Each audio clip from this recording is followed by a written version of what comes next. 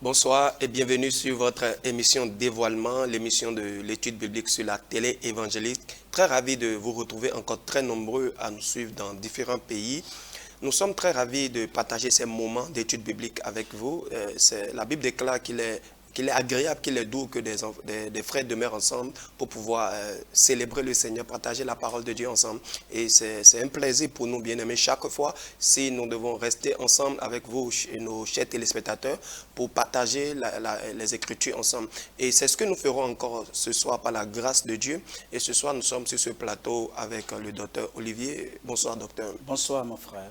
Et avec vous ce soir, nous allons parler par rapport à un sujet un peu sensible dans la parole de Dieu. Nous allons parler par rapport au salut, pas simplement par rapport au salut, mais est-ce qu'on peut perdre le salut? Est-ce que le salut peut-il se perdre? C'est de ça qu'il s'agira ce soir. Et nous allons démarrer cette émission avec le livre de 2 Thessaloniciens 2, verset 13. 2 Thessaloniciens 2, verset 13.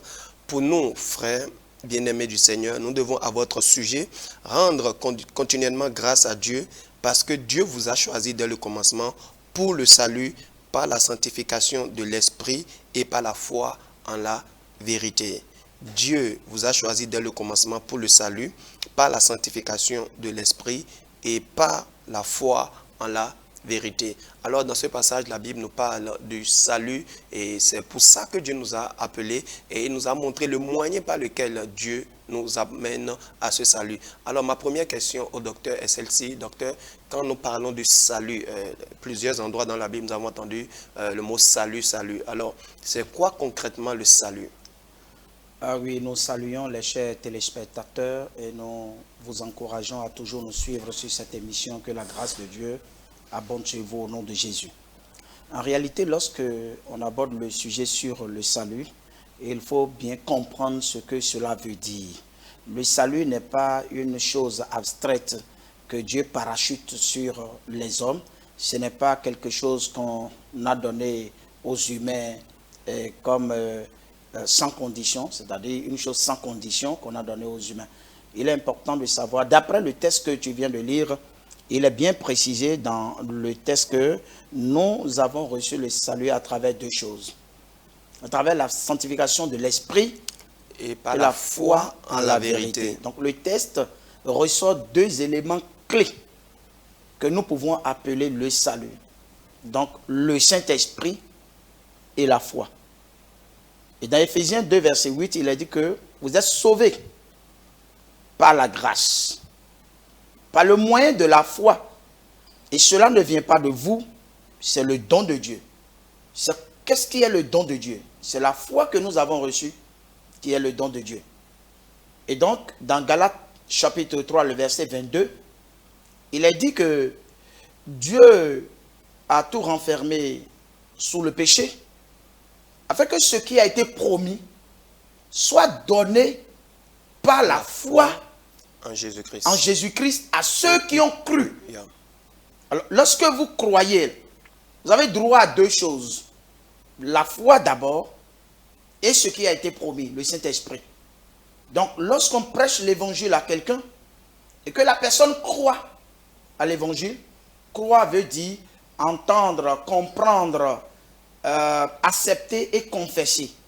Entendre, comprendre, accepter et confesser. Voilà l'ensemble de ces quatre choses que nous appelons la foi. Croire. Et lorsque quelqu'un croit, Dieu lui donne naturellement la foi. Donc la foi n'émane pas de l'homme. La foi est un don de Dieu. Ok, donc ce n'est pas la foi qui nous amène vers Dieu, mais c'est non, c'est la croyance qui nous amène vers Dieu. Et quand on vient maintenant, il nous donne la foi. Il nous donne la foi. Ok. Les humains peuvent croire à ce qu'ils veulent. Ils peuvent croire à n'importe quoi, à n'importe qui. Mais la foi est un élément spirituel. C'est un élément surnaturel qui crée, qui produit de la conviction dans l'intérieur de l'homme et qui l'attache à Dieu d'une manière ou d'une autre. Donc la foi nous permet de reconnaître l'existence d'un seul Dieu et d'un seul médiateur par lequel on atteint Dieu, et ceci sans l'intermédiaire d'aucun objet matériel ni d'aucune pratique cérémonielle. Lorsque vous avez la foi, vous n'êtes plus dans le cérémoniel. Vous allez directement dans le spirituel. Alors que la croyance vous amène dans le cérémoniel. Alors les gens croient au vaudou, les gens croient aux statues, les gens croient aux maîtres, gourous, des gens croient n'importe qui à n'importe quoi. On peut croire à toutes choses. Croire, c'est un état d'esprit qui analyse les choses de façon logique et qui adhère. Exactement. Ça, c'est croire ça. C'est ça qui pousse à la religion. C'est ça qui pousse à la religion et à l'esprit de religiosité. Tandis que la foi est un élément spirituel. La foi rattache une personne à un Dieu invisible mais qui existe, avec qui on est en relation sûre, qu'on peut entendre, avec qui on peut parler. Alors donc ça émane de la foi. La foi est une réalité spirituelle et c'est Dieu qui donne ça. Et lorsque vous avez ça, vous avez le premier élément qui vous permet d'être dans la proximité de Dieu. Donc vous n'êtes plus éloigné de Dieu. Et en plus de cela, on vous donne encore le Saint-Esprit. Alors quand vous avez la foi et le Saint-Esprit, on dit maintenant que vous êtes régénéré. Wow. Vous avez expérimenté la régénération. Donc la nouvelle naissance. Quand on dit le salut est un don gratuit, eh bien le salut consiste au don de la foi et au don du Saint-Esprit. Alors, docteur, est-ce que quelqu'un peut avoir la foi sans avoir le Saint-Esprit, ou lorsque nous croyons, automatiquement les deux viennent en nous? Les deux peuvent venir au même moment, comme les deux peuvent venir alternativement. Vous voyez un peu. Chez Corneille, par exemple, les deux sont venus simultanément. Tandis qu'à Samarie, les deux sont venus alternativement. Philippe a prêché, les gens ont cru, les gens ont eu le don de la foi, ils sont attachés à Dieu. Et ils sont en train de persévérer dans l'enseignement de Philippe. Mais quand les anciens de Jérusalem ont entendu que l'évangile est allé à la Samarie, eh bien, Philippe a envoyé un message et ils sont venus. En ce moment, Pierre a prié pour que l'Esprit soit descendu sur eux. Car il est écrit que car il n'était encore descendu sur aucun d'eux. Yeah. Alors, il fallait la présence du Saint-Esprit dans leur intérieur. Ils ont reçu l'évangile, ils ont compris l'œuvre de la croix, l'œuvre de la rédemption, ils ont compris le message de la mort, de l'ensevelissement, de la résurrection de Jésus-Christ, son importance, sa raison d'être et le pourquoi il faut l'accepter. Et ils l'ont accepté. Dieu leur a donné la foi. Mais il leur faut aussi le Saint-Esprit. En ce moment, quand Pierre est venu, il est écrit qu'il leur imposa les mains et ils ont reçu le Saint-Esprit. Je ne dis pas qu'il faut forcément imposer les mains aux gens. Lorsque vous prêchez l'évangile authentique et véritable, eh bien l'esprit de la parole qui touche les cœurs et qui ouvre les esprits, eh bien communique en même temps la foi et le don de sa présence. Et du coup, quand il se présente, ou bien quand il pénètre, quand il devient présent dans l'esprit d'une personne parce que la personne a cru, eh bien on dit la personne est sauvée, la personne est régénérée. Et de par cette régénération, on constate que la personne commence à adorer Dieu en esprit et en vérité. Et ceci sans l'intermédiaire d'aucun objet matériel. J'insiste là-dessus parce que ceux qui adorent Dieu et qui disent que nous l'adorons avec l'intermédiaire des bougies, de l'encens, de l'huile d'olive, de eau bénite, du sable, du mouchoir, et qui se servent de ces choses-là dans leur culte ou dans leur façon d'adorer Dieu, c'est véritablement qu'ils n'ont pas reçu la foi. La foi nous rend indépendants et nous connecte à Dieu. Et la foi nous rend dépendants à Dieu uniquement. Et nous n'adorons pas Dieu à travers des pratiques cérémonielles. C'est-à-dire, on n'adore plus Dieu de façon à dire que l'adoration de Dieu, c'est le dimanche seulement, c'est en faisant ceci, c'est en s'élevant, c'est en ovationnant, c'est en dansant, c'est en sautant, c'est en chantant. Non. L'adoration devient spirituelle et permanente. Et ceci parce que l'Esprit de Dieu qui est en vous commence à œuvrer dans le renouvellement de votre système mental. Il commence à créer le renouvellement de l'intelligence. Afin que vous sachiez quelle est la volonté de Dieu. Ce qui est bon, agréable et sain. Et votre vie commence à connaître une métamorphose, une transformation. Et il commence à sacrifier votre ego, votre orgueil, votre égoïsme, votre hypocrisie. Et ça, vous offrez maintenant votre corps en sacrifice totalement. Par la présence du Saint-Esprit. C'est dans ce moment qu'on parle du salut. Donc le salut, c'est une conscience purifiée et claire. C'est une conscience connectée à Dieu. Jésus a dit dans Matthieu 6, verset 23. Il dit, si la lumière qui est dans votre intérieur devient ténèbres, combien seront grandes ces ténèbres-là? Parlant de la conscience qui est la lumière de l'intérieur de l'homme. Nous avons éteint cette lumière-là. Et ramener cette lumière à l'existence est une forme de résurrection. Nous passons de la mort à la vie. Ce qui est mort en nous, c'est la conscience. Et la conscience morte ne peut pas percevoir Dieu, ne peut pas apprécier Dieu, ne peut pas aspirer Dieu, ne peut pas réaliser Dieu en soi-même. Parce que nous avons une déconnexion totale à travers la mort de notre personnalité intérieure. Et par la foi, la conscience passe de la mort à la vie. La conscience perçoit Dieu. La conscience apprécie Dieu, aspire Dieu et réalise Dieu par la foi. Quand on commence à écouter l'évangile. Alors, si je vous suis bien, le salut, c'est lorsque tu écoutes l'évangile authentique. Yes. Et ça produit en toi la foi. Et le don du Saint-Esprit aussi vient.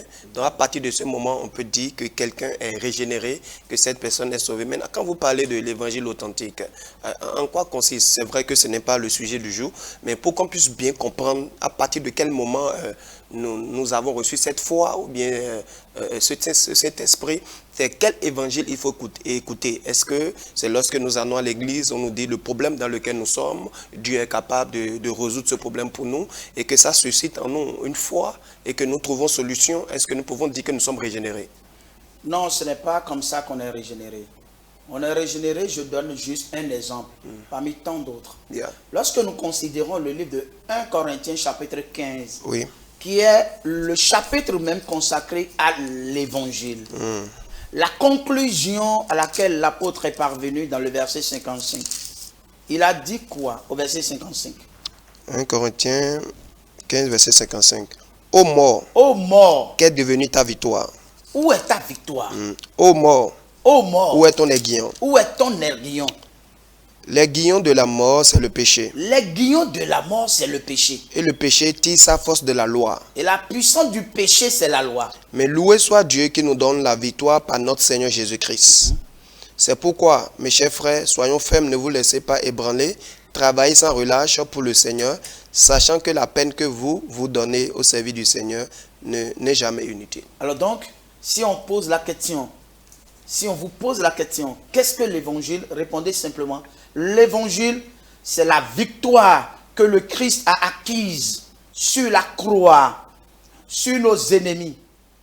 La victoire que le Christ a acquise sur nos trois ennemis à la croix, à savoir la mort, le péché et la loi. Et la loi. Okay. On dit, ô mort, où est ta victoire? Ô mort, où est ton aiguillon? L'aiguillon de la mort, c'est le péché. La puissance du péché, c'est la loi. Le Christ est venu accomplir la loi, purifier, ôter le péché et neutraliser la puissance de la mort. Or, la mort, c'est le diable. Oui, c'est le diable. C'est pour ça qu'il est dit dans Hébreux 2, verset 14, il dit, puisque les enfants participent au sang et à la chair, il y a également participé, afin que par la mort, il anéantit celui qui a le pouvoir de la mort, c'est-à-dire le diable. Donc, celui qui a le pouvoir de la mort, c'est le diable. Et qui l'a anéanti? C'est le Christ. Où? À la croix. Comment? Par son sang. Alors donc, le sang de Jésus a anéanti le pouvoir de la mort, a purifié nos péchés et a accompli toute la loi. Ainsi, celui qui reçoit ce message, qui comprend, qui l'accepte et qui confesse ce message, eh bien, il devient participant de la nature divine à travers la foi qu'on lui donne. Mais si la personne n'a pas compris ça, il va garder la peur dans son cœur, la peur du diable, la peur des malédictions, la peur des démons, la peur des sorciers. Et comme ça, il va courber toujours sous le joug de la culpabilité du péché et il sera en train d'observer encore la loi. Et en ce moment, il écoute une prédication qui dit « Dieu est là, il veut te bénir, il veut t'élever, la prospérité de Dieu. » Et puis, il est motivé dans son cœur. Et après, il s'abonne à une religion, à une dénomination, et il dit « Je suis sauvé. » Il n'est pas sauvé. Hein? Il n'est pas sauvé. S'il était sauvé, il aurait eu le témoignage de son salut dans son intérieur par le Saint-Esprit. Le Saint-Esprit vient nous témoigner à notre esprit que nous sommes devenus enfants de Dieu. C'est-à-dire, nous sommes dans la proximité de Dieu. Nous sommes proches de Dieu. Pourquoi? Parce que la victime propitiatoire a œuvré en notre faveur et nous l'avons accepté. Or, la victime propitiatoire, c'est la victime qui rend Dieu propice. La victime qui nous permet d'être proches de Dieu. Et il faut comprendre ça, il faut accepter ça, il faut confesser ça. Et puis le Saint-Esprit produit le miracle de la nouvelle naissance, c'est-à-dire de la résurrection de la conscience par la foi et aussi le don de sa présence, la présence du Saint-Esprit. Amen. Donc, si je dois bien vous résumer par rapport à ce que vous venez de dire, quelqu'un qui est régénéré doit être convaincu que Jésus a déjà la victoire sur Satan à la croix. Oui. Premièrement, ça c'est le premier ennemi. Oui. Et il doit croire en son fond intérieur que Jésus a déjà la victoire sur Satan et que Satan ne peut plus rien contre lui aujourd'hui. Et ensuite, il doit aussi croire que Jésus a aboli le péché. Ah oui, a eu la victoire, a purifié le péché. Oui. Et nous n'avons plus de dette à payer. Très bien. Par rapport au péché. Nous n'avons plus aucune dette à payer par rapport au péché. Et ensuite, par rapport à la loi, Jésus a accompli toute la loi. Que nous n'avons plus à accomplir la loi non plus. Que nous n'avons plus à accomplir la loi aujourd'hui en tant que chrétien. Donc quelqu'un qui a la conviction de ces trois choses peut témoigner qu'il est régénéré. Il est régénéré. Amen. Parce que c'est en témoignant de ces trois choses que le don de foi et du Saint-Esprit lui est accordé. Amen. Mais est-ce que quelqu'un peut témoigner de ces choses sans même recevoir un évangile? Parce que quand quelqu'un vous entend dire ces choses, il peut aussi répéter ça comme un perroquet. J'ai entendu le pasteur dire qu'il faut simplement confesser que Jésus a vaincu Satan, Jésus nous a purifié du péché et Jésus a accompli la loi. Et il confesse ça sans aucune conviction parce qu'il a entendu quelqu'un dire qu'il faut confesser ça. Non, dans le premier temps, il n'a même pas besoin de conviction. Hein. Il n'a pas besoin de conviction. Non, lorsque vous prêchez l'évangile à quelqu'un, il suffit à la personne de croire et puis la conviction va venir directement. La foi, c'est Dieu qui donne. Ça n'émane pas de sa capacité c'est pas une habileté naturelle. La foi n'est pas une habileté naturelle. Quand je rencontre un païen et quelqu'un qui ne connaît pas Dieu peut-être, et que je lui présente l'évangile de comment le diable qui a étendu son pouvoir despotique sur l'humanité tout entière a été neutralisé, et que lui il commence à me suivre, et qu'il commence à comprendre, et qu'il commence maintenant à accepter que c'est une vérité dont lui il a besoin, et qu'il commence à confesser que véritablement Jésus-Christ est son Seigneur, tout ceci dans son intérieur, mais le Saint-Esprit ne peut pas ne pas lui donner la foi. Wow. Et la foi, on ne peut pas fabriquer ça. La foi, ce n'est pas parce que je parle ici, quelqu'un est là-bas, il répète et puis il dit bon c'est fini, non. C'est parce qu'il a compris de quoi je parle, qu'il est arrivé maintenant à accepter, qu'il est arrivé à confesser. On ne confesse pas dans le néant comme ça l'évangile. Non, c'est un état d'esprit éclairé, illuminé. L'apôtre l'a dit que le Saint-Esprit illumine les yeux de votre esprit. Et quand les yeux de vos cœurs sont illuminés, vous comprenez véritablement les choses surnaturelles. La Bible dit, le Seigneur ouvrit le cœur de Lydie pour qu'elle soit attentive à ce que disait Paul. Et comme ça, elle a été touchée, elle a été convaincue. Parce qu'on a ouvert son esprit par la parole qu'elle entendait. Et comme ça, le don de la foi et la présence du Saint-Esprit lui est accordée. Elle ne peut pas ne pas être sauvée. Donc ce n'est pas des choses qu'on fabrique. C'est la religion qui fabrique les choses. La vie individuelle, personnelle, qui est en relation avec Dieu, ne peut pas se trahir, ne peut pas se fabriquer. Je ne peux pas ici me tromper moi-même en disant que je suis sauvé tandis que je ne suis pas sauvé. Ce n'est pas possible. Ce n'est pas possible. Je ne peux pas me trahir moi-même en quelque chose. Puisque personne ne me payera même pour ça, n'est-ce pas? Personne ne va me ovationner parce que je dis je suis sauvé. Donc, c'est des choses on ne trompe pas. Et l'esprit, quand vous l'avez, il rend témoignage à votre esprit que vous êtes enfant de Dieu. Et comment? Lorsque vous êtes en face des propositions, par exemple, de protection, on vous dit, prends cette eau-là, tu vas à 0 heure, tu vas mettre ça dans ta chambre ou bien dans ta boutique, ou bien prends l'huile d'olive là, et chaque matin devant ta boutique, tu remis ça, tu vas vendre. Mais tu es en train de faire quoi comme ça par rapport à ta foi? Ça veut dire que c'est la preuve que tu n'as même pas la foi. Puisque la foi, étant une puissance à l'intérieur, ne peut pas te permettre de faire des choses pareilles. Nous voyons beaucoup de gens disent, nous sommes des chrétiens, Mais nous avons de l'eau bénite chez nous. Nous chassons les esprits avec. Mais la foi et le Saint-Esprit fait quoi dans ce cas? Donc c'est de la tromperie, quoi. Mais ce n'est pas de la tromperie.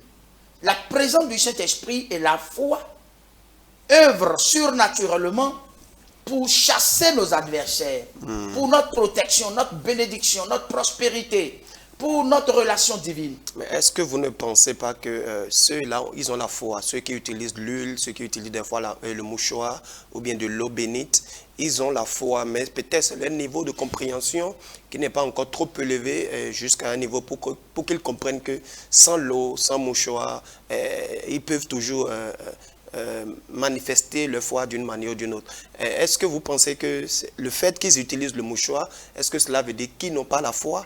Ou peut-être certains ont la foi, mais ils n'ont pas encore la maturité qu'il faut pour savoir que sans l'intermédiaire d'aucune chose aussi, on peut atteindre Dieu? Non, ce n'est pas ça. C'est un peu comme quelqu'un à qui on a prêché l'évangile et qui est un ancien féticheur, mais qui continue de mettre sa bague de protection. Et puis, il vient à l'église avec sa bague de protection. Et puis, on dit, il est chrétien, mais il n'est pas encore assez mûr pour laisser ça. Donc, il n'a pas bien compris. Les choses ne sont pas encore claires dans son esprit. Non. La foi, quand vous l'avez, là, c'est un élément violent. La foi est exclusive. La foi exclut tout autre comportement cérémoniel. Ceux qui ont cru en Christ venaient donner leur livre de magie, les brûlaient et confessaient leur vie passée et les abandonnaient grâce au Saint-Esprit. Il n'y a pas histoire de conversion progressive. C'est automatique. C'est automatique. Conversion, c'est automatique, c'est systématique, c'est une action du Saint-Esprit. Vous êtes convertis aujourd'hui, des personnes sont converties à 0 heure et ont réclamé d'être baptisées à 0 heure, on les a baptisées à 0 heure. Qu'est-ce qui s'est passé brutalement comme ça? Quelque chose s'est passé violemment. Le royaume de Dieu est venu dans le monde avec violence. Et seuls les violents peuvent s'en accaparer.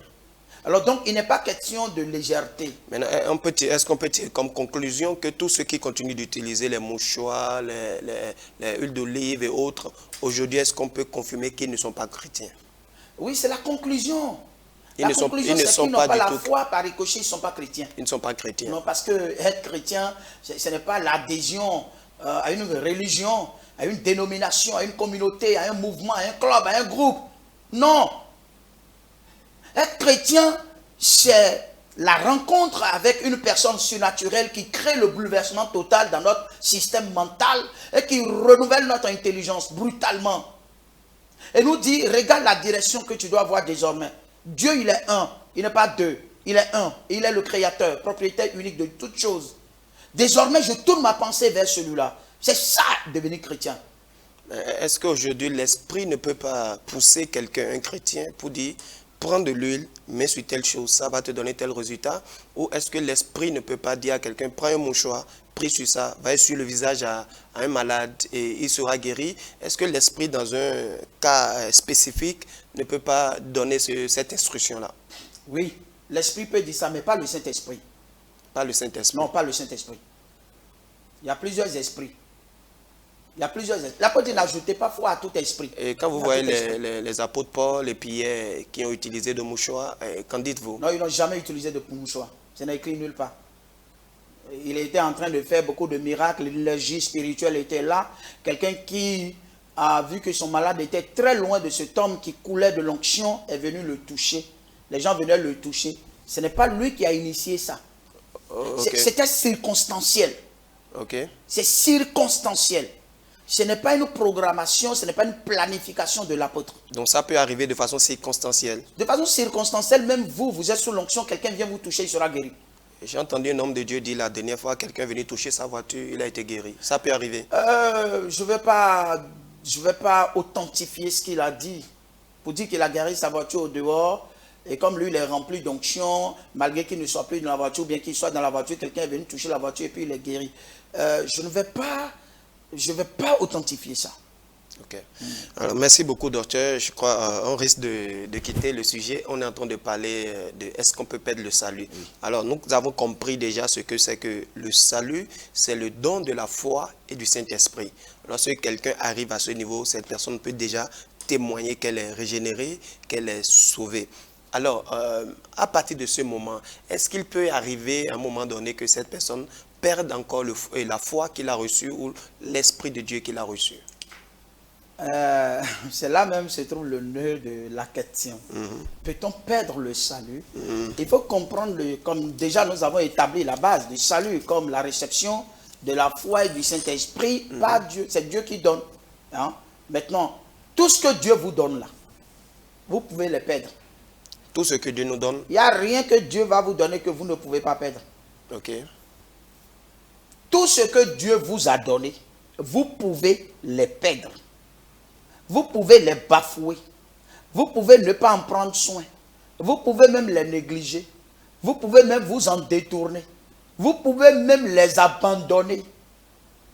Oui, parce que c'est des choses spirituelles qui fonctionnent dans le surnaturel. Ok. D'aucuns pensent que quand on est chrétien, c'est terminé. Et puis le mot chrétien là, c'est un décret divin que quelqu'un éternellement devient enfant de Dieu. Non, nous devenons enfants adoptifs de Dieu. Il nous faut qu'on précise ça. Et à tout moment, vous pouvez renoncer à votre adoption. Ah bon? Oui, vous n'avez pas été engendré. Un seul a été engendré, le Fils unique de Dieu. Oui, nous sommes des fils adoptifs. C'est pourquoi nous sommes des co-héritiers. Nous ne sommes pas héritiers. Et à tout moment, on peut rompre ça.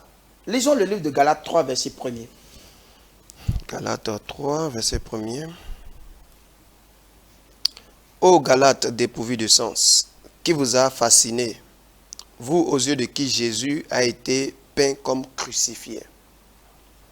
Voici seulement ce que je veux apprendre de vous. Est-ce par les œuvres de la loi que vous avez reçu l'Esprit ou par la prédication de la foi? Êtes-vous tellement dépourvus de sens? Après avoir commencé par l'Esprit, vous voulez maintenant finir par la chair? Avez-vous tant souffert en vain, si toutefois c'est en vain? Celui qui vous accorde l'Esprit et qui opère des miracles parmi vous, le fait-il donc par les œuvres de la loi ou par la prédication de la foi? Comme Abraham crut à Dieu et que cela lui fut imputé à justice.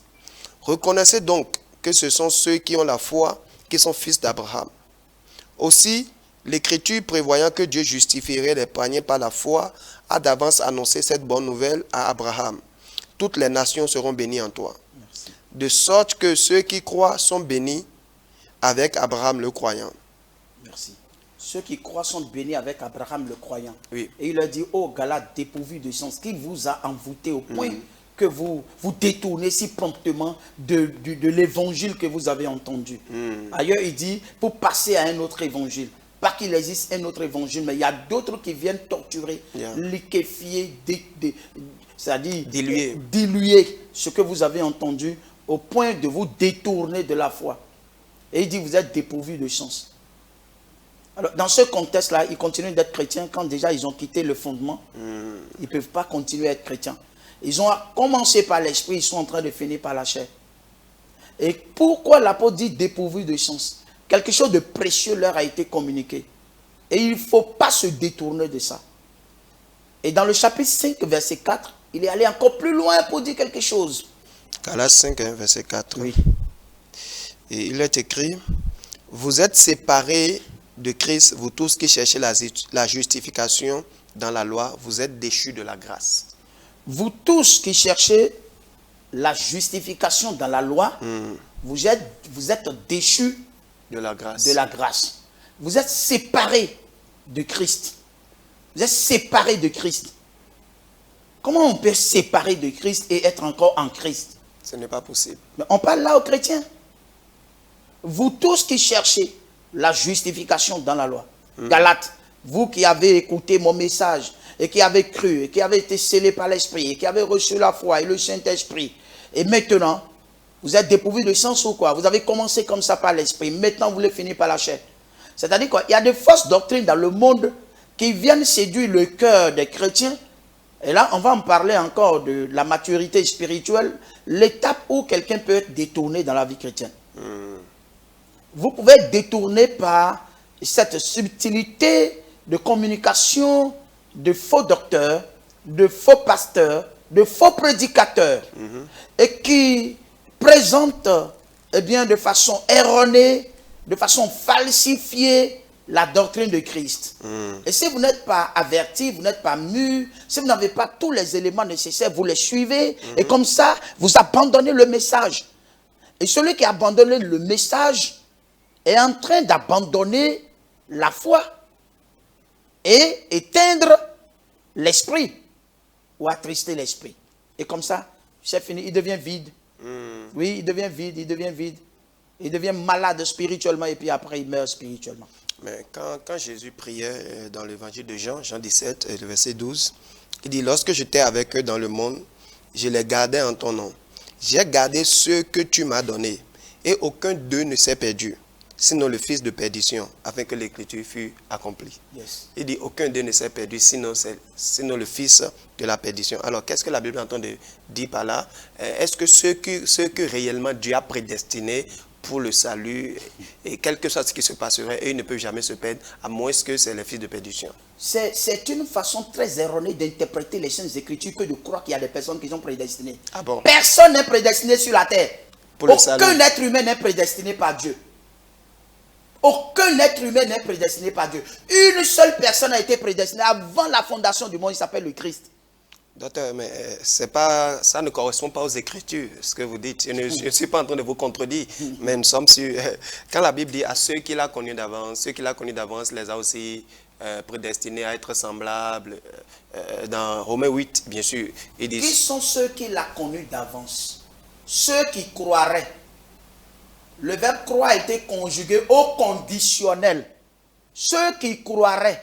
Parce que dans les pensées de Dieu, les choses sont au conditionnel et constituent une possibilité et non une certitude. Ok. Et lorsque dans les pensées de Dieu, les choses sont conjuguées au conditionnel, eh bien, tous ceux qui croiraient, tout le monde ne peut pas être incrédule. Certains croiraient forcément. Alors donc, ceux qui croiraient là, sont déjà connus comment? Connus à travers le Christ. Le Christ a été prédestiné. Il va venir dans le monde. Il va sauver l'humanité. Ceux qui croiraient en lui, eh bien, sont déjà membres de son corps. Et tout ce que Dieu a préparé pour le Christ est systématiquement pour ceux qui croiraient. Donc c'est au conditionnel. C'est au conditionnel. Maintenant, dans Apocalypse toujours, c'est pour mieux comprendre. Oui, Donc, oui. Parce que nous sommes sur dévoilement. Dévoilement, ça nous permet aussi aux téléspectateurs de mieux comprendre les Écritures. Apocalypse 13, verset 8. Et tous les habitants de la terre l'adoreront. Ceux dont le nom n'a pas été écrit dès la fondation du monde dans le livre de vie de l'agneau qui a été immolé. Ici, la Bible parle d'une catégorie de personnes. Il dit ceux dont le nom n'a pas été écrit dès la fondation du monde dans le livre de vie. Donc ça veut dire que même avant la fondation du monde, il y avait des gens dont le nom et les noms étaient écrits dans le livre de vie. Et il y a répétez là, je vais entendre. Si je dois maintenir. Oui. Avant la fondation du monde, Oui. il y a une catégorie de personnes dont les noms ont été inscrits dans le livre de vie. Donc quoi? Les noms. Non, vous avez mal lu. Donc quoi? Bon, je relis. Ceux dont le nom n'a pas été... Donc quoi? Ceux dont Le nom. Le nom. Vous avez dit les noms. Donc c'est ça l'erreur de l'écriture. Ok, donc il ne s'agit pas Dans des noms. toutes les Bibles du monde entier, il est écrit le nom d'une seule personne. Il n'y a pas plusieurs noms. Ok. Ceux dont le nom. En français normal, c'est ceux dont les noms. noms. Mais ici, il s'agit d'une seule personne qui englobe plusieurs personnes. C'est plusieurs personnes se retrouvant dans une seule personne. Le nom d'une seule personne a été prédestiné. Une seule personne a été prédestinée. Il s'agit du nom au singulier et non du nom au pluriel. Donc, il s'agit de Jésus. Il s'agit de Jésus-Christ. Maintenant, tous ceux qui vont se retrouver dans ce nom. Ah, très bien. Sont connus par celui en qui ils se sont retrouvés. Amen. C'est ça. Amen. Donc, ne croyez jamais qu'il s'agit de ceux dont les noms ont été écrits. Dieu n'a pas écrit plusieurs noms là-bas. Dieu a écrit un seul nom là-bas. Et ce seul nom, quand il va rentrer, il a une seule tête. Vous là, nous sommes le membre du corps. Amen. Donc, c'est à nous de trouver notre place dans ce corps-là. Dans ce corps-là. Quand la tête va passer, le corps va passer. Amen. C'est le Christ. Et pour trouver sa place là, et ce n'est pas que tu Il faut croire à l'évangile. Il faut croire simplement. Il faut croire simplement. Toutes les personnes qui croiront. Quiconque croirait. Amen. Quiconque. Amen. Oui. Waouh, je crois que c'est très important. Donc, vous étiez en train de dire par là que ça veut dire, mais est-ce que quelqu'un qui s'est connecté à ce membre-là peut être encore détaché? La possibilité de se détacher réside dans le détournement du message. Du message. Oui. Si vous vous laissez vous détourner, c'est-à-dire vous devez vous accrocher au fait, au message. En réalité, la possibilité de se détourner existait dans le temps apostolique. Vous voyez, par exemple, quand on lit le livre de Jean, chapitre 9, il a dit clairement que celui-là, nous ne savons d'où il vient. Nous connaissons Moïse, mais celui-là, nous ne savons d'où il vient. Parlant de Jésus, hein, les pharisiens ne croyaient pas en lui. Pourtant, ils croient en Moïse. Ils disent, nous croyons en Moïse, mais lui, nous ne savons pas d'où il vient. Vous voyez, la possibilité de rejeter le Christ pour s'attacher à une autre personne existe de façon permanente. Et c'est ça le problème du christianisme aujourd'hui. Il est bien précisé là, il dit, celui-là, nous ne savons d'où il vient. Nous savons que Dieu a envoyé Moïse, mais lui, nous ne savons d'où il vient. De qui parle-t-on? De qui parle-t-il? De Christ. Pourquoi? Il dit, on est accrochés à la loi de Moïse. Vous là, accrochez-vous à la grâce de Jésus-Christ. Mais dans Jean 1, verset 17, il est dit, la loi a été donnée par Moïse. La grâce et la vérité sont venues par Jésus-Christ. La grâce et la vérité sont venues par Jésus-Christ. Ça fait deux choses différentes. La loi et la grâce.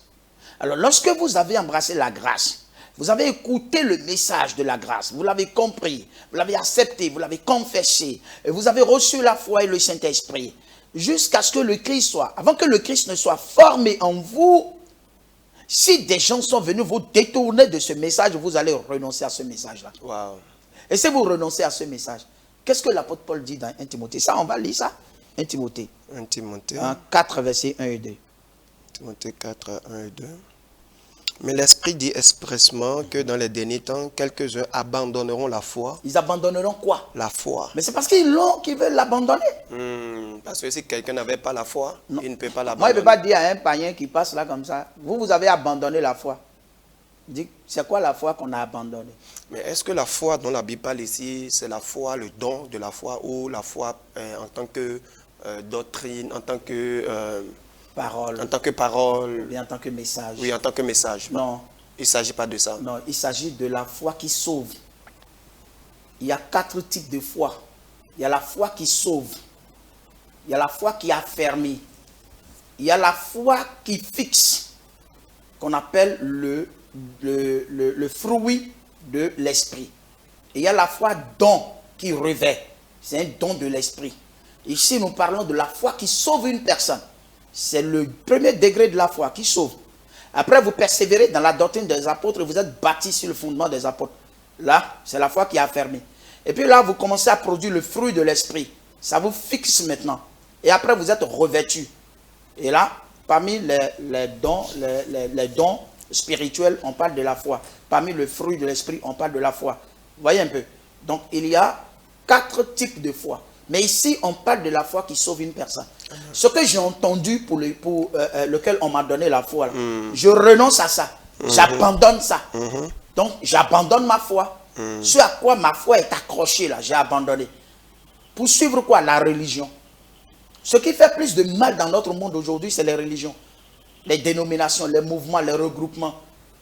Cela dit, nous, là, c'est comme ça. L'autre dit, nous, là, c'est comme ça. Vous, c'est qui?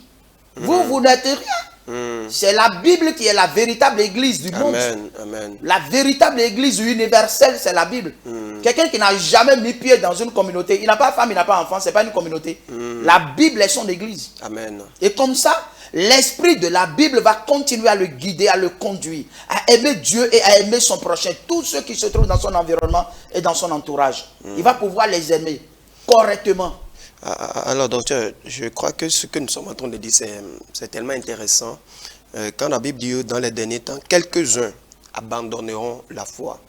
Moi, je voudrais dire, si réellement Dieu désire sauver la personne, parce que l'homme n'a pas de volonté des fois, Et c'est ce que Dieu veut faire. Si Dieu désire sauver la personne, quel que soit ce qui se passera, quel que soit le message qu'on apportera à la personne ne peut jamais se détourner. Parce que Dieu l'a déjà scellé par l'Esprit de Dieu. Nous avons vu dans Exode, Dieu a endurci le cœur de Pharaon pour que Pharaon ne reçoive pas peut-être l'avertissement qu'il fallait. Est-ce qu'aujourd'hui, Dieu ne peut pas aussi endurcir le cœur de quelqu'un qui ne veut pas avoir sauvé? Vous savez, Dieu ne résiste pas le cœur, Dieu n'endurcit pas le cœur des gens par plaisir. Dieu, il résiste à tous les orgueilleux du monde. Dieu résiste à tous les orgueilleux. Dieu n'a pas de... Il n'y a pas un choix où Dieu dit, mais celui-là, il est orgueilleux, mais Dieu ne l'a pas résisté. Il a dit, Dieu résiste aux orgueilleux. Sa seule façon de résister à un orgueilleux, c'est d'endurcir son cœur pour montrer qu'il n'est rien. Qu'est-ce qui s'est passé avec Pharaon? Pharaon est un orgueilleux fini. C'est Pharaon qui a commencé à résister à Dieu dans le premier temps. Ah oui. Okay. Avant que Dieu le dise à Moïse, je vais endurcir son cœur, il ne vous laissera pas partir. Et je vais montrer au monde entier ma puissance. Pour dire que l'homme ne doit pas me résister. Dieu résiste à tous les orgueilleux. Oui. Non, ce n'est même pas, à notre temps actuel. Ce n'est pas parce que Dieu veut voir Pharaon aller à la destruction qu'il a fait ça. Non. C'est quand on tient tête à Dieu que Dieu neutralise. On ne tient jamais tête à Dieu. Rien et personne n'a jamais tenu tête à Dieu impunément. Il n'y en a pas. Okay. Même dans les causeries comme ça, pour parler à une personne, tu dis, mais écoutez, moi j'aime mon Dieu. Et puis il réagit avec moquerie en disant, qui est Dieu? Quel Dieu tu as? Je m'en fous de ton Dieu. Cette façon de parler là, ça précède la chute. Okay. Ça précède la chute. On ne parle pas impunément sur le créateur de l'univers des humains. Impunément. On ne parle pas n'importe comment. Amen. De lui. Alors, je voudrais lire ce verset, Hébreux 10, verset 26. Car si nous péchons volontairement, après avoir reçu la connaissance de la vérité, il ne reste plus de sacrifice pour les péchés, mais une attente terrible du jugement et de l'ardeur d'un feu qui dévorera les rebelles. Et il continue de dire, celui qui a violé la loi de Moïse meurt sans miséricorde sur la déposition de 2 ou de 3 témoins. De quel pire châtiment pensez-vous que sera jugé digne celui qui aura foulé aux pieds le Fils de Dieu, qui aura tenu pour profane le sang de l'alliance par lequel il a été sanctifié et qui aura outragé l'esprit de la grâce? Alors, je voudrais demander là, parce que quelqu'un qui a été déjà sanctifié, il revient encore outrager l'esprit de la grâce. Et la Bible dit il sera puni d'un pire châtiment que ceux qui violaient la loi de Moïse dans l'Ancien Testament. Est-ce que vous confirmez que c'est la même chose aujourd'hui? Quelqu'un qui a été sanctifié peut encore retourner un jour venir violer la grâce? Non, l'écriture est claire. Ce qui est écrit, ce n'est pas moi qui ai écrit ça. La possibilité existe, c'est pour ça que c'est écrit.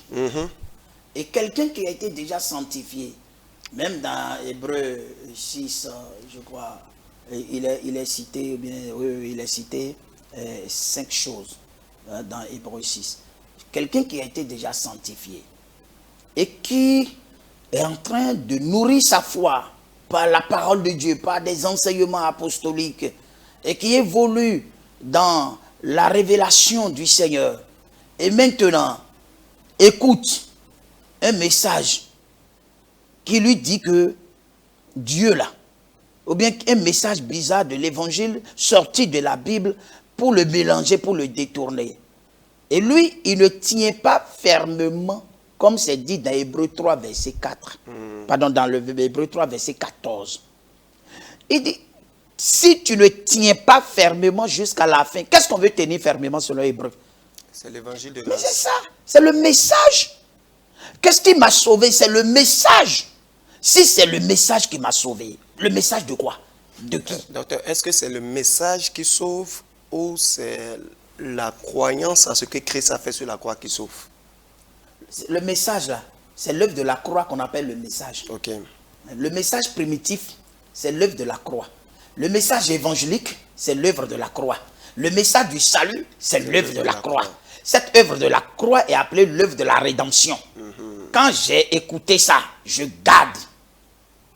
Je ne me laisse plus influencer par quoi que ce soit. Je cherche à comprendre davantage sur ce message. Il se peut même que je sois dans une dénomination où je n'ai pas vraiment accès au message. Quelqu'un vient pour m'orienter clairement, pour m'expliquer davantage, je prête oreille à ça. Mais quand il va commencer à me dire que non, que ce message, il va commencer à torturer le message, à tordre le cou au message, ou bien à détourner le message, je dis non, ce n'est pas de ça que j'ai besoin. Ok. Parce que les gens, quand ils commencent à vous expliquer le message, c'est pour vous orienter dans leur dénomination. Exactement. C'est pour vous orienter dans leur communauté. Or, dans leur communauté, là, tout ce qui se passe là-bas n'est pas spirituel, n'est pas chrétien. Il y a des choses qui se passent là-bas, qui sont lues dans la Bible, même qui n'est pas chrétien. Qui sont mal interprétés. Même qui ne sont pas chrétiens. Tout ce qui est dans la Bible n'est pas chrétien. Wow. Il y a des choses bibliques qui sont bibliques. Il y a des choses chrétiennes. Voilà. Les choses chrétiennes, là, ce qui est chrétien, c'est ce qui est apostolique. Ce qui est sur le fondement des apôtres. Ça commence par les actes des apôtres et finit dans l'Apocalypse. C'est chrétien. Mais ce qui commence de Genèse jusqu'à Malachie, Matthieu, Marc, Luc, Jean, c'est biblique, mais ce n'est pas chrétien. C'est pas chrétien.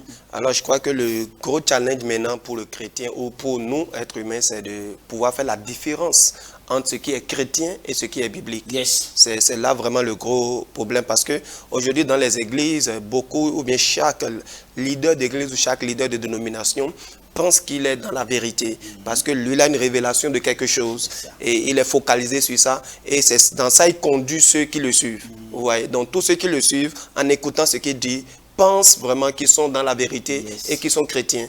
Or peut-être il peut y avoir erreur là. Il y a erreur. Parce qu'on a vu dans la Bible Jacob a placé une pierre à son chevet. Ou bien, c'est biblique. Mais est-ce que c'est chrétien? C'est pas chrétien. Il a versé encore de l'huile dessus. C'est biblique. Mais est-ce que c'est chrétien? Alors moi, je prends ça, je dis à ceux qui sont devant moi, et bon là, Jacob a fait ça. Vous êtes plus que Jacob? Est-ce que vous, là, vous êtes plus intelligent que Jacob? Vous êtes plus spirituel que Jacob? Je veux que chacun vienne ici avec une pierre et achète mon huile et on va mettre sur la pierre pour commémorer ce que Jacob a fait. C'est biblique, mais ce n'est pas chrétien. Et tout ce qui n'est pas chrétien est de la tricherie du diable. Il y a 3 types de doctrines de par le monde. Il y a la doctrine traditionnelle, ça émane des humains. La doctrine de la tricherie, ça émane du diable. La doctrine de la vérité, cela vient de Dieu. Amen. Alors, nous sommes en train d'aller à la fin de cette émission. Je reviens sur le Hébreu 10, le livre d'Hébreu 10 qu'on a lu tout à l'heure. Il dit, car si nous péchons volontairement, quelle est la place du péché dans la perte du salut? Est-ce que quelqu'un perd le salut parce qu'il a péché ou simplement parce qu'il a abandonné le message? Non, pas parce qu'il a péché. C'est-à-dire péché, offenser son prochain. Ce n'est pas de ça qu'il est question. Offenser même Dieu. Offenser son prochain, c'est aussi offenser Dieu. Mais abandonner le message, c'est offenser Dieu, ce n'est pas offenser son prochain. Lorsque vous abandonnez le message qu'on vous a prêché, ce qui fait l'objet de votre foi et le socle de votre vie chrétienne, lorsque vous l'abandonnez, vous n'offensez pas votre prochain. Vous offensez Dieu. Vous offensez Dieu. Et ça, c'est de ça qu'il parle. Péché volontaire. Péché qui consiste à abandonner le message pour s'attacher à des fables. Alors, qu'en est-il du péché offenser son prochain? Est-ce qu'on peut faire du mal à son prochain, mentir, voler, commettre l'adultère, commettre la fornication, l'impudicité en général? Est-ce que ça peut nous faire perdre le salut? Non, parce qu'il y a 3 types de personnes dans le monde selon les Écritures. Quand je prends 1 Corinthiens chapitre 2 verset 14, il est dit l'homme animal ne reçoit pas les choses de Dieu. Donc il y a d'abord l'homme animal qui est dans le monde. Mais dans le chapitre 3, le verset 1er, il dit l'homme charnel. Il dit, je ne vous parle pas comme à des hommes spirituels, mais comme à des hommes charnels, comme à des chrétiens bébés en Christ. Donc, il y a encore des hommes charnels qui sont des chrétiens bébés non matures dans le Seigneur. Maintenant, dans le verset 15, il dit l'homme spirituel juge de tout. Et lui, il n'est jugé par personne. Donc, il y a encore des hommes spirituels. Et il va utiliser 3 expressions grecques pour décrire ces 3 catégories ou ces 3 types d'hommes sur la terre. En premier, il parle des sushikos.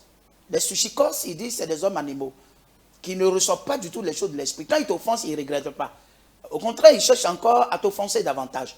Ils sont toujours aigris, ils ont de la haine, la rage et la ruse en eux. Maintenant, ceux-là existent dans le monde. Il y a ceux maintenant qui sont des charnels. Ils ont reçu la foi et le Saint-Esprit de la part de Dieu, mais ils n'ont pas achevé leur sanctification, comme le dit dans 1 Corinthiens 7. Et parce que la sanctification n'a pas encore été achevée, cela veut dire que le Christ n'a pas encore été formé en eux. Pendant ce temps, ils peuvent manifester de la jalousie, de la débauche, de l'impudicité, de la haine, des querelles, etc. Mais toujours est-il que vous les voyez en train de les regretter et d'en parler, d'en traiter avec Dieu. C'est la particularité et la différence d'une personne charnelle et d'une personne animale. Okay. Maintenant, une personne charnelle, un chrétien charnel, je dirais, qui est en train de mener sa vie chrétienne progressivement et qui est en train de grandir pour se débarrasser de ses vieilles habitudes et qui est en train de connaître le dépouillement total du vieil homme et qui est en train d'expérimenter le renouvellement de l'intelligence et qui arrive à la maturité spirituelle. Il arrive sur une plateforme où les défis sont systématiquement relevés. Okay. Les tentations sont systématiquement dominées. C'est là que le Christ veut nous amener. Vous voyez un peu. Mais en ce moment, il est toujours enfant de Dieu pendant qu'il est encore charnel. Parce qu'il a dit, vous êtes bébé en Christ, vous êtes enfant en Christ. Mais il n'a pas dit, vous êtes enfant du diable. Il dit, vous êtes enfant de Dieu. Donc on ne dit pas qu'ils ne sont pas enfants de Dieu.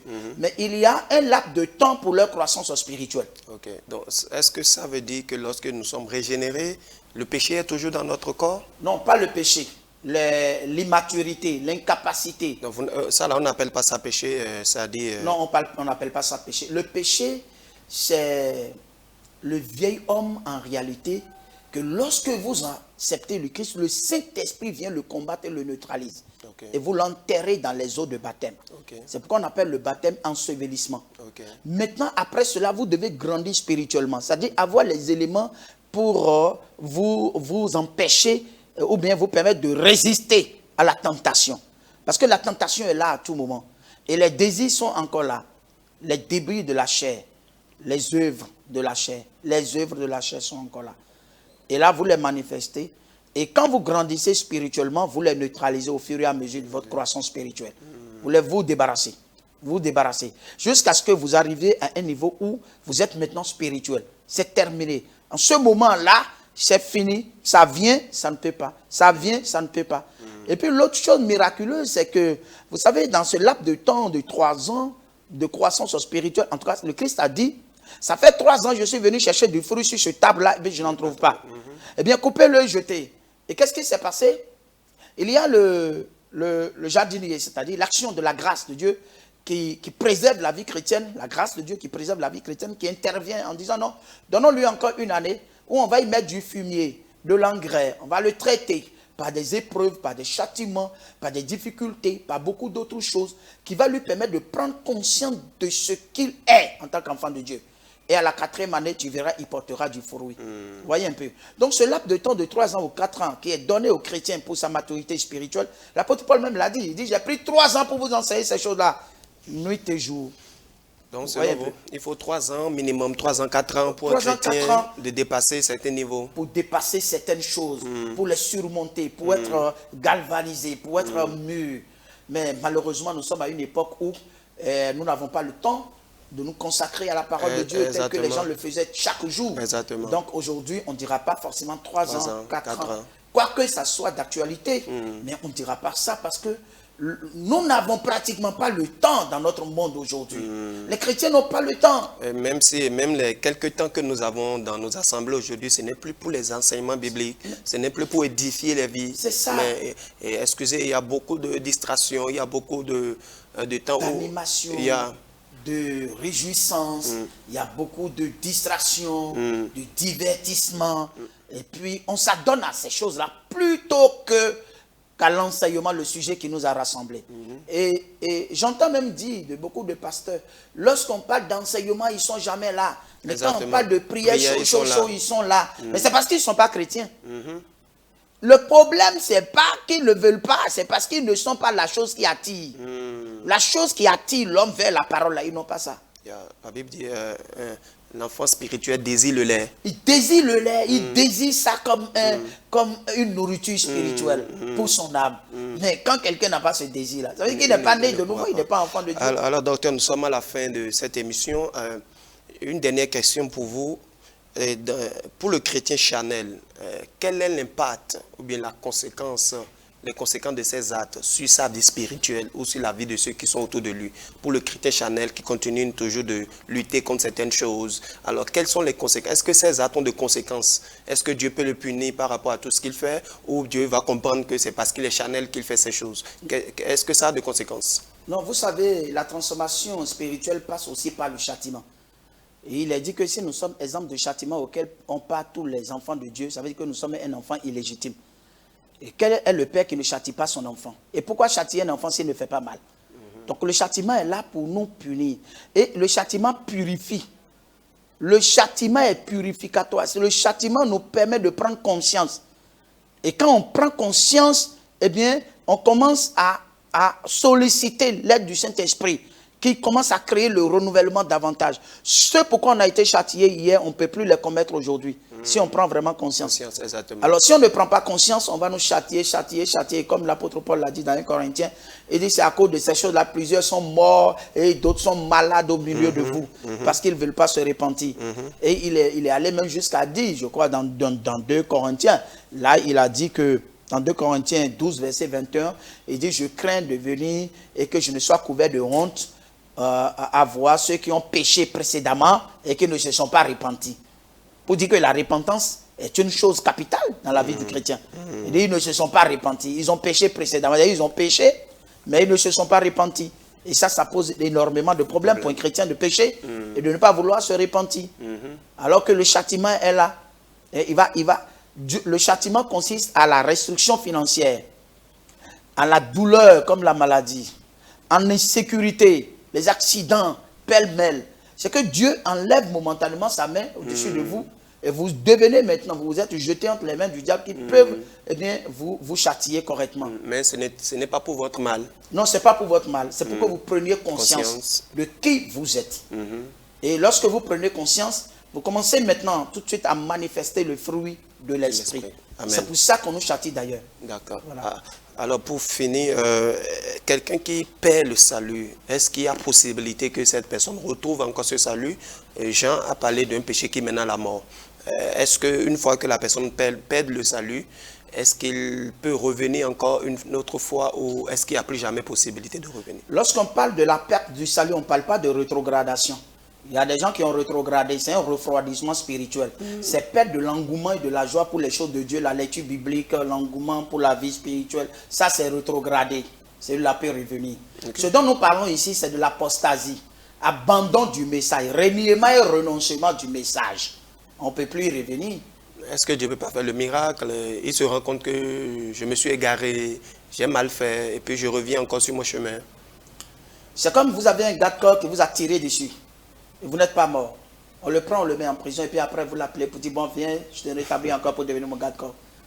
Je ne suis pas en sécurité. Vous n'êtes pas en sécurité. Ceux qui ont une fois goûté au don céleste, qui ont eu part au Saint-Esprit, qui ont compris l'évangile, qui ont goûté à la bonne parole de l'évangile et qui ont eu la révélation des mystères du ciel et qui l'ont abandonné là. C'est à ceux-là on dit qu'il est impossible de revenir. Parce qu'il n'y a plus rien, on va leur dire. Quelqu'un qui a connu tout ce que je connais là, et que j'explique là. Et puis demain matin, il vient maintenant, il devient quelque chose qui renie que Christ là. Il n'est pas mort, il n'est pas ressuscité. Ou bien il embrasse une doctrine de la loi de Moïse, du judaïsme. Et puis il est zélé pour ça. Qu'est-ce qu'on va venir me dire encore que je ne connais pas? Donc le Saint-Esprit ne peut plus me ramener. C'est là le danger de la perte du salut. On ne dit pas que quand quelqu'un a insulté quelqu'un, il a perdu le salut. On ne dit pas ça. Quelqu'un a péché, il a connu fornication, on dit il a perdu le salut. Non. Quelqu'un est là, il a eu de la haine contre son frère et puis on dit il a perdu le salut. Non. Il peut manifester beaucoup de fruits de la chair. On appelle ça les œuvres de la chair. Cela n'a rien à voir avec perdre le salut. Perdre le salut, c'est renoncer au message fondamental du salut. Quelqu'un qui a commencé l'église, scellé et croyait au message, mais à cause d'une blessure à l'église parce que le pasteur l'a traité mal, ou bien le pasteur a fait quelque chose, ou un frère en Christ ou une soeur en Christ a fait quelque chose, et il est tellement découragé qu'il est retourné totalement dans le monde. Est-ce qu'on peut parler de perte de salut? C'est une rétrogradation. C'est une rétrogradation parce qu'il a été offensé. Il a été offensé. Il a rétrogradé. On peut le voir même avec les boubous blancs un jour. On peut le voir chez un féticheur en train de faire le gris-gris. Il est rétrogradé. Il n'a pas perdu le salut. Non, il n'a pas perdu le salut. Est-ce que quelqu'un comme ça ira au ciel? Non, il va revenir. Il va revenir. Il va revenir. Ok. Il a déjà entendu quelque chose. Et si on intercède pour lui et qu'on remonte sur lui pour lui expliquer les voies de Dieu, il va revenir dans la foi chrétienne. Merci beaucoup, docteur. Merci pour cette belle émission. Nous avons parlé de si on peut perdre le salut ou pas. Et nous avons compris que tout ce que Dieu vous donne en tant qu'être humain, vous pouvez le perdre si vous ne prenez pas soin de ça, si vous ne gardez pas ça, cela comme cela se doit. Et nous prions vraiment pour chacun de vous qui nous suivez, que le don que Dieu vous a donné, il faut vraiment prendre soin de ça. N'attristez pas l'esprit que le Seigneur vous a donné. Ne relâchez pas la foi que le Seigneur vous a donnée. Tenez fermement ce message de la grâce que vous avez reçu lorsque vous avez cru et que le Seigneur vraiment vous aide à aller jusqu'au bout. Que le Seigneur vous bénisse. À la prochaine pour un autre numéro.